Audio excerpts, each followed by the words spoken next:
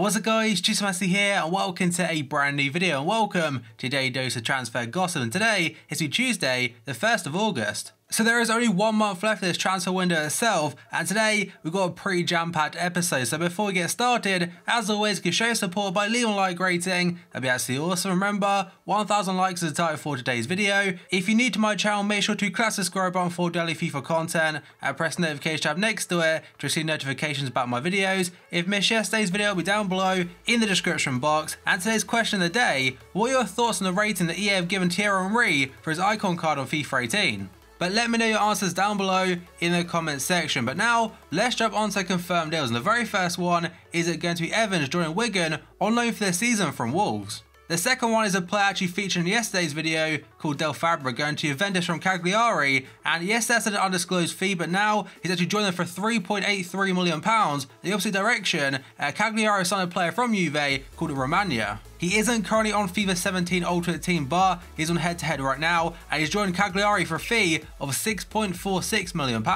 Next up on your screen is going to be Pizzini, but it's not about him, it's about Hellas Verona. They actually signed Martin Cáceres yesterday, who previously played for Juventus as well as Barca, and last season briefly for Southampton. Again, though, currently not on FIFA 17 Ultimate Team, it will be next year most likely. He joined Lazio apparently a couple days ago, now being loaned out straight away to Hellas Verona for 5 months. And to be fair, a couple of FIFAs ago, he was very overpowered. Next up, we got on to Adrian Ramos, going back on loan to Granada this time from his Chinese Super League team. He started last season off playing for Borussia Dortmund, but then back in January I think it was, he went to the CSL, but didn't technically go there. He joined the team and then got loaned out straight away to Granada.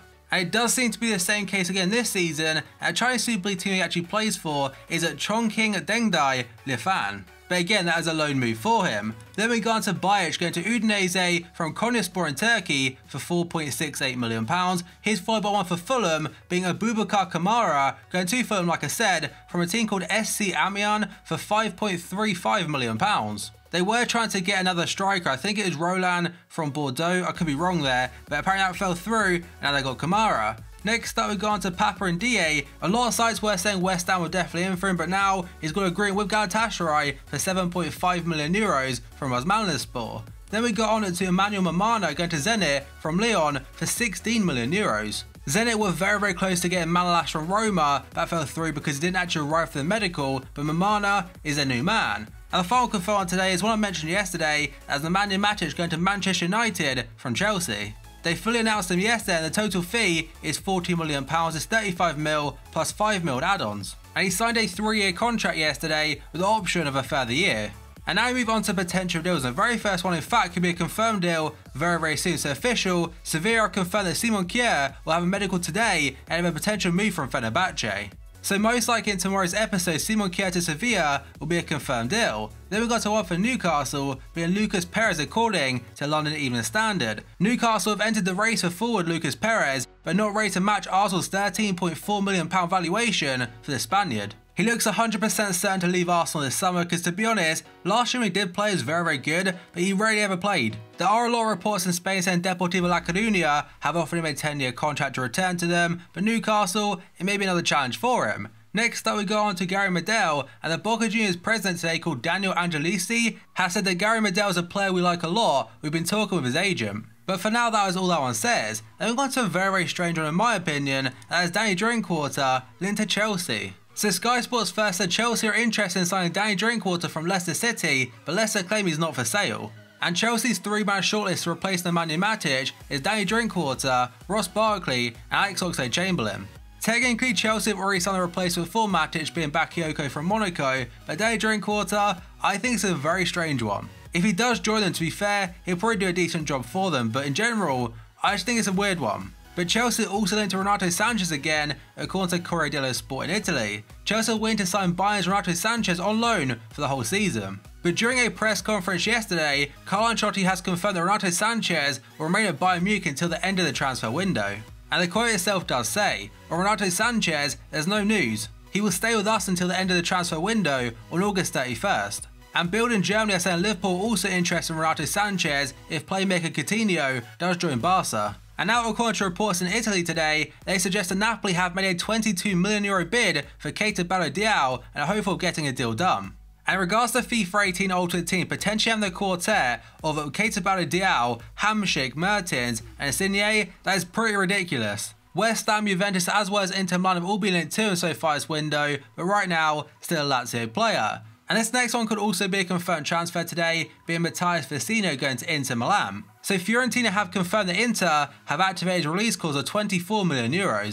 And he'll be joining Borja Valero in making the switch to San Siro this summer. Next up, we're going to Serge Aurier, linked to Manchester United today, according to Daily Star. They're saying that Manchester United are close to agreeing a deal to sign PSG right-back Serge Aurier, and Paris United are also saying that Aurier has already agreed personal terms with the club, but United must await his trial to see if he can come to the UK. And next up, according to Daily Mail, Southampton are weighing up a £12 million move for Lazio centre-back Wesley Hoet, I'm not sure how you say his name, as they prepare for Van Dijk's departure. They are also linked to Pontus Jansson from Leeds United, so maybe it could be happening now. And next up, the actual player, is it going to be Van Dijk? So according to Liverpool Echo today, Southampton defender Van Dijk is set for showdown talks with new manager Mauricio Pellegrino this week. He has been training on his own now for 10 days or so, and probably the next couple of days we'll find out how much he really wants to push a move to Liverpool. And if he does try and push at Liverpool, prepare to break their transfer record to sign a Dutchman. And as a Liverpool fan, I really hope we prioritise getting Van Dijk, because really, centre-back is the area we need to improve. And next though, we've got Troy Deeney on your screen, but it's not about him,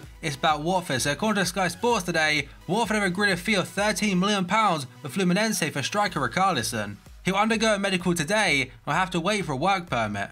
Personally, I've not actually heard of him, so potentially it could be a good deal for Watford, but again, I can't give my opinion. Next up, we go on to Riyad Boudebouz today into Real Betis. So Real Betis have made a concrete offer of €7 million for Montpellier playmaker Boudebouz, according to France Football. The La Liga side are believed to be leading the race for the 27-year-old, although like Sampdoria, West Ham, Genoa and Leverkusen are all monitoring the situation. And next up, we've got a very strange transfer rumour from the Daily Express, and in fact they're claiming this one isn't exclusive. The headline itself does actually say, Liverpool transfer shock, Inter had to make a £35 million bid for Sadio Mane.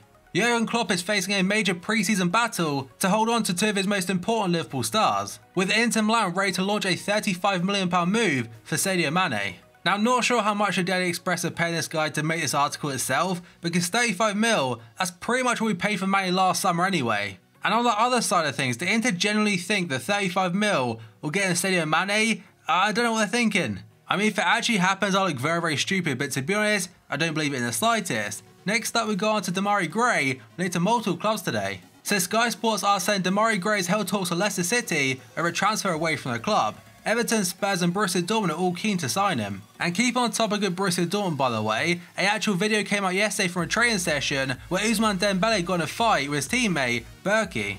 It's actually very similar to the Barca stuff with Semedo and Neymar a couple of days ago, and it's a very strange thing to see. But what I'm about to say right now is what potentially could happen. I'm not saying any truth in this whatsoever, but Dembele has been into Barca quite a bit, and with Neymar potentially going to PSG, it could be a perfect replacement. So Dembele goes to Barca, then Demarai Gray goes to Borussia Dortmund, and Neymar goes to PSG.